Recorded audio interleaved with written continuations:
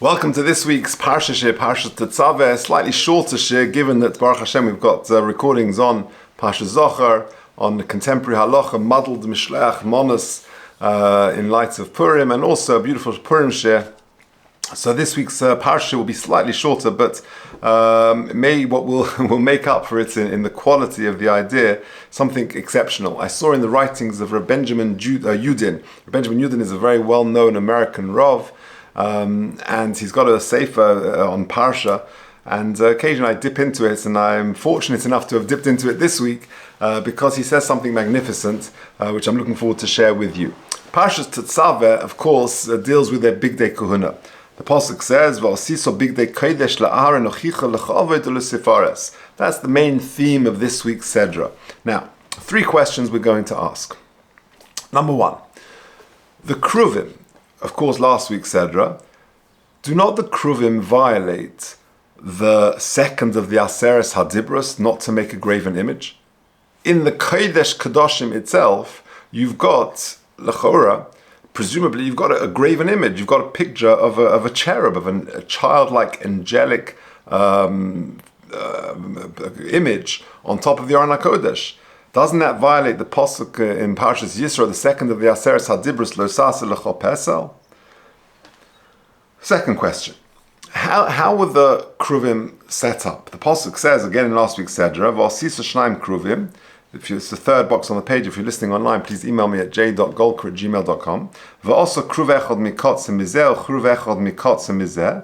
V'hayu kruvim parsei chnofayim lemalo fneihem ish el ochiv. The Kruvim, the wings were they weren't going down, they weren't going up, they were sort of across, or pneim ish el ochim, and the 2 Kruvim were facing each other. Now, the Gemara in Yuma says that not only were they facing each other, but they were embracing. And the Gemara in Yuma says in Daf Nun Daled Amud Aleph, the next box, B'shasha Yisrael Eidin Regel Megalin Lohemes HaParoches. They would sort of open up the Paroches, Umarin Lohemes HaKruvim, and they would show Klal Yisrael the Kruvim Shahayu Ma'orim Zeh Bozeh. They were embracing each other. Va'omrin Lohen Ru'u Chibaschem Lifnei HaMokim Kechiba Zachar Nekeva. Look at the closeness in relationship, the love HaKadosh Baruch Hu has for Klal Yisrael. It's like a relationship Kechiba Zachar Nekeva, like a man and a woman embracing. That's what the Gemara in Yuma says. It seems strange that embracing Kruvim, of course, it's appropriate in the context of a meaningful relationship. I understand, but are embracing Kruvim fitting for the Kodesh Kedoshim? And indeed, the Gemara carries on the next Amud on Yuma Nadaladon base that the Gentiles, when they came into the Beis Hamikdash, they mocked. And they laughed at this. They came into the Heichel, they saw the Kruvim embracing each other, and they took out the Kruvim into the Shuk. Look at these Jews. They're holy people. Their blessings are a blessing and their curses are a curse. Yet, they engage themselves in these activities. They've got embracing Kruvim in the Holy of Holies. How can that be? So that's the second question. The third question is back to this week's Sedra, is the Big Day Kahuna. Because there is an anomaly in the Big Day Kahuna that they contain shatnez. The avnate of the regular Kohen, i.e. the belt, a very long belt, it contains shatnez, and the ephod and the choshen of the Kohen Gadol also contain shatnez. How can that be? Shatnez is a lav in the Torah. We're very careful about it. We take all our new purchases to the shatnez center to be checked, and yet the Kohen Gadol and regular Kohanim will be wearing shatnez. So 3 questions. Question number 1, don't the Kruvim violate the second of the Aseres Hadibros of Lo Sase L'cho Pesel? Question number 2, are embracing Kruvim sort of fitting for the Kodesh Kedoshim? And question number 3, this anomaly of Big Day Kahuna that they have to have shatnez. So Rabbi Benjamin Yudin brings a fascinating piece from Rav Kook. Rav Kook, and he's got it in the Sefer, the actual Marim. He says a very interesting idea. An embassy of a country, we're familiar with this concept, is considered to be a part of that country, even though physically it's surrounded by its host country. So for example, here in London, you can have the US embassy, or you can have the Italian embassy. And wherever it happens to be situated, just near Regent's Park, the US embassy, that's like a piece of America in London. Even though it's sort of surrounded by its host country, this is considered a piece of America, and therefore you have diplomatic immunity, and there are consequences of that. Rabbi Hartman always jokes that in the Israeli embassy, any fruit and vegetable grown in the garden there is potter from Trumas and Maasros. Of course, that's not true, because it may be true legally and it may be true in the international world, but it's not true halachically. But either way, there is a concept that an embassy of a foreign country is considered to be part of that country, even though physically it's surrounded by the host country. Well, says Rav Kook, so too the Kodesh Kedoshim is sort of extraterritorial extension of Gan Eden. It's like the embassy of Shemayim, of Gan Eden, in this world. And moreover, it represents Adam Harishon Kodim Achet. It represents man prior to the sin, because that's really what Gan Eden is. Gan Eden was the place where Adam Harishon did live and perhaps should have lived, but prior to his sinning. So the Kodesh Kedoshim is the embassy of Gan Eden. It's the physical extraterritorial extension of Gan Eden in this world. Now, developing that a little bit further, Rav Kook explains that before Adam Harishon sinned, there was absolute clarity. There was no room for sin, there was no room for Avodah Zarah, and there was no problem of a graven image in the Kodesh Kedoshim, because I knew that there was only HaKadosh Baruch Hu. There was no place for Avodah Zarah or for any concern about a graven image. And therefore, to have kruvim in the Kodesh Kedoshim is not a problem, because it's not going to be misunderstood. There's no room for error, there's no room for Avodah Zarah or graven images in Gan Eden, because it's not going to be misunderstood. And that's what the Kodesh Kedoshim is, says Rav Kook.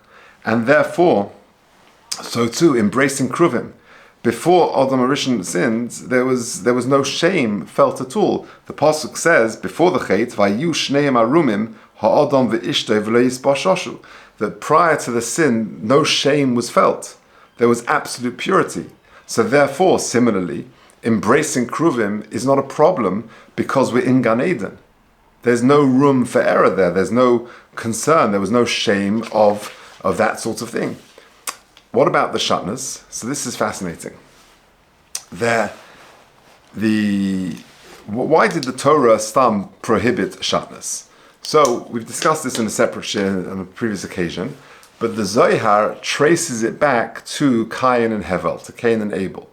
We know that Cain brought an inferior offering of linen from his flax, and Hevel brought an offering of wool from his flock, the choicest of his flock.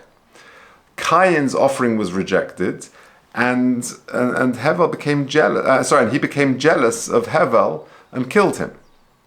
Now, because of that initial clash in the embryonic sort of stage of world history, the clash of Hevel and Cain, when Hevel brought the wool from his flock and Cain brought linen from his flax, therefore that synthesis was always problematic. And in fact, Avram praises Sarah. Where does he do that? We do it every Friday night. The very last chapter of Mishlei is, of course, Eshes Chayil. It's the song sung around the Jewish world as praise for the Jewish woman. And really, originally, it was a praise of Avram Avinu for Sarah. And one of the things he says is, Darshat Semeh Ufishtim. What does that mean? He praises his wife Sarah for her ability to distinguish between Semer and Pishtim, i.e., between Hevel the Tzaddik and Cain, who was not the Tzaddik. And therefore, he was able to he praised his wife for being able to distinguish between good and bad, between Yitzchak and Yishmael later. And so too, we praise the Jewish woman for her values and her ability to distinguish between good and bad. Now, after the Chet of Adam Harishon, there was a fusion of good and bad. We refer to the Eitz Hadas, Toiv V'Ra. But prior to the sin, prior to Adam Harishon's Chet, there was no room for confusion. And by extension, in an extraterritorial Beis Hamikdash, there was a very clear sense of right and wrong. Then therefore, Kohanim could wear shatnas because their avodah goes back to the time prior to Cain and Hevel. we're sort of going back in time. It's like the embassy of Shemayim in this world. So just like in Gan Eden, there's no concern of kruvim, of graven images. There's no concern of Arias, of any concern of embracing kruvim, and there's no concern of shatnez either, because we're going back to a place or to a locale which is an embassy of Shemayim, which is koydem hachet. And therefore, all three questions we've answered. Number one, don't the kruvim violate the second of the Aseres HaDibros of Lo Sasa L'Chol Pesel?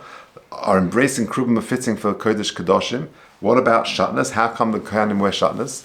The answer is, says Rav Kook, because the Kodesh Kedoshim and the Beis Hamikdash by extension are an embassy of Gan Eden in this world.